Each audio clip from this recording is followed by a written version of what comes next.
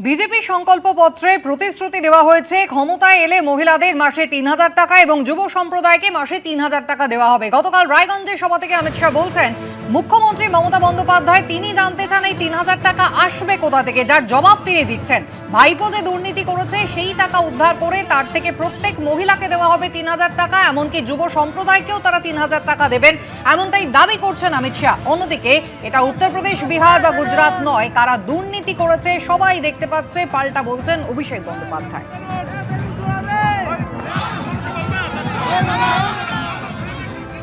हर दीदी के bank account में हर महीना 3,000 रुपया भाजपा सरकार पहुंचाएगी।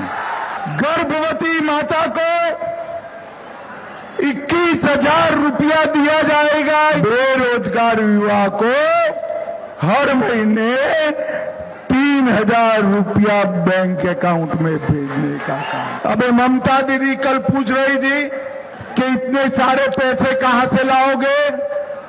दीदी, आपका भाईपो जो करप्शन करता है हम बंद करेंगे तो इसमें से सभी दीदी लोगों को 3,000 रुपया देने का काम हो जाए।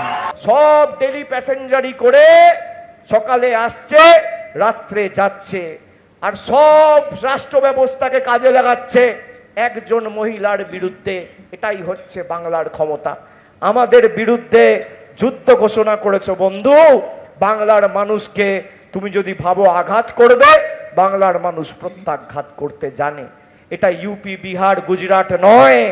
যদি আপনি ভাবেন আমাদের টাকা বন্ধ করে আমাদের শাস্তি দেবেন, বাংলার মানুষ আপনাদের আগামী দিন 4 তারিখ যখন ভোট বাক্স খুলবে শাস্তি কি বাংলার মানুষ আপনাদের শেখাবে।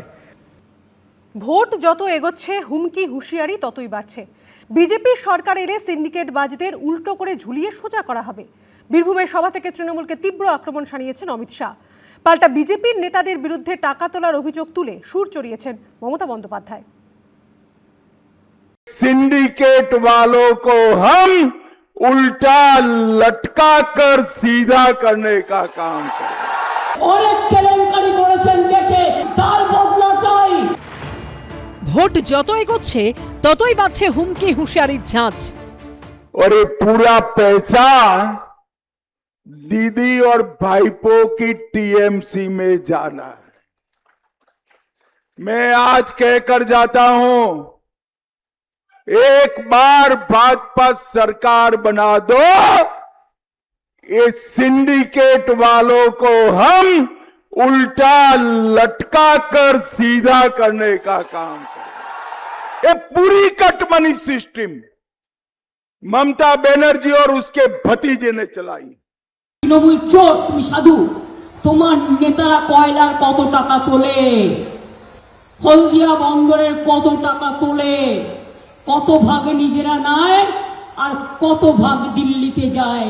সৌজন্যতার খাতিরে আমি নামগুলো নাইবা বললাম। কেউ জেলে ঢোকানোর হুঁশিয়ারি দিচ্ছেন, কেউ বেছে বেছে হিসেব নেওয়ার হুঙ্কার ছাড়ছেন। मैं आपको भरोसा देता हूं, इस बार चुनाव के बाद इनके पापों का पूरा हिसाब किया जाएगा, चुन चुन के हिसाब किया जाएगा। মিথ্যের ফুলঝুরি আমোদি প্রমোদি বাবুরা চার্জশিট দিচ্ছেন তৃণমূলকে। আগামী দিন মানুষ আপনাদের চার্জশিট দেবে। অনেক কেলেঙ্কারি করেছেন দেশে, দেশকে বিক্রি করে দিয়েছেন, তার জবাব চাই, তার বদলা চাই। বিরোধীরা চায় বদল ও বদলা, পাল্টা বদলার হুঙ্কার ছাড়ছে শাসক দল। बंगाल में ये भाईपो और दीदी के गुंडों को चुन चुन कर जेल की सलाखों के पीछे डालना, वो सभी को पाताल से भी ढूंढकर 5 मई के बाद जेल की सलाखों के पीछे डालेंगे। ফল বেরোনোর পর সুদে আসলে জবাব দেবো, আমি কথা দিয়ে যাচ্ছি। সুদে আসলে জবাব দেবো।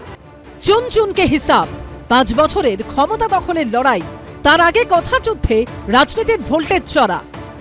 4 मई के बाद हर गुंडागर्दी का हिसाब लिया जाएगा, चुन चुन करके हिसाब लिया जाएगा।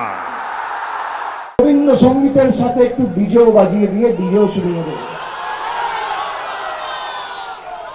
ভদ্রভাবে। ভোটের আগে যে যার মতো হুমকি হুঁশিয়ারি দিয়ে চলেছেন। মানুষ হুমকি নয়, ভোট দেবেন। তাদের ভোট কোন দিকে গেল তা বোঝা যাবে 4 মে। ভাস্কর মুখোপাধ্যায়, আশাবুল হোসেন ও অর্ণব মুখোপাধ্যায় রিপোর্ট, এবিপি আনন্দ। 30 বছর পর ভোটের ময়দানে অধীর চৌধুরী। বহরমপুরের এবারের কংগ্রেস প্রার্থী তিনি। প্রার্থী ঘোষণার পর থেকে জোর কদমে প্রচার সারছেন অধীর চৌধুরী। জোর দিচ্ছেন জনসংযোগে। নবাবের শহরে তিনি রবিনহুড নামে পরিচিত। লড়াই করেন বুক চিতিয়ে। 25 বছর ধরে টানা সাংসদ থাকার পর সদ্য সেই চেয়ার হারিয়েছেন। লোকসভা ভোটে হারার 2 বছর পর বহরমপুর বিধানসভা কেন্দ্রে কংগ্রেসের বাজি অধীর চৌধুরী। 1996 সালের পর 2026, 30 বছর পর ফের বিধানসভা ভোটের লড়াইয়ে নামছেন প্রাক্তন প্রদেশ কংগ্রেস সভাপতি। বহরমপুর কারো মতে এবারে লড়াই ত্রিমুখী, কারো মতে হাওয়া পুরোটাই একমুখী। সৌজন্যে অধীর রঞ্জন চৌধুরী। শহরকে ভালোবাসি, জেলাকে ভালোবাসি। এই ভালোবাসা আমার সব থেকে বড় মানুষের প্রতি। যেখানে যেখানে মানুষের সমস্যা, আমি অধীর চৌধুরী সেখানে থাকি, আরও প্রবলভাবে সেখানে থাকব। বহরমপুরে অধীর চৌধুরীর লড়াই তৃণমূলের নারুগোপাল মুখোপাধ্যায় ও বিজেপির সুব্রত মৈত্রের বিরুদ্ধে। লড়াইটা আদৌ সহজ নয়। 2021-এর বিধানসভা ভোটে বহরমপুর থেকে জয়ী হয়েছিলেন বিজেপির সুব্রত মৈত্র। দ্বিতীয় স্থানে ছিলেন তৃণমূলের নারুগোপাল মুখোপাধ্যায়। কংগ্রেস প্রার্থী মনোজ চক্রবর্তী তৃতীয় হয়েছিলেন। এবার তৃতীয় থেকে সরাসরি প্রথম হওয়ার লড়াই। আমি যখন লোকসভায় দাঁড়িয়েছি 5 বার পর, সেই লোকসভাতে বহরমপুর বরাবরই থেকেছে, ভোটে আমাকে লিড দিয়েছে। সেই লিডের পরিমাণে তো কমেছে, কিন্তু বহরমপুরের মানুষ বরাবরই আমাকে সমর্থন করেছে। এই শহরে জন্মেছি, বড় হয়েছি, এখানকার মানুষের প্রতি আমার আস্থা আছে, বিশ্বাস আছে।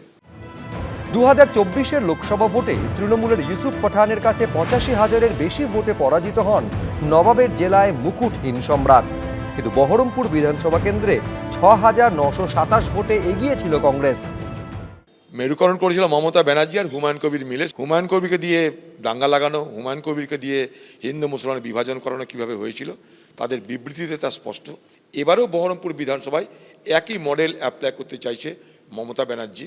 লক্ষ্য অধীর চৌধুরীকে হারানো। শতাব্দী প্রাচীন দল সেই কংগ্রেসই এখন বিধানসভায় বিধায়ক শূন্য। এবারের ভোটে অধীর চৌধুরী কি হাতের জোর বাড়াতে পারবেন? কি হবে ভাগীরথী পাড়ের শহরে? উত্তর মিলবে 4 মে। শিবাশিস মৌলিক, এবিপি আনন্দ। এবিপি আনন্দ, এগিয়ে থাকে, এগিয়ে রাখে।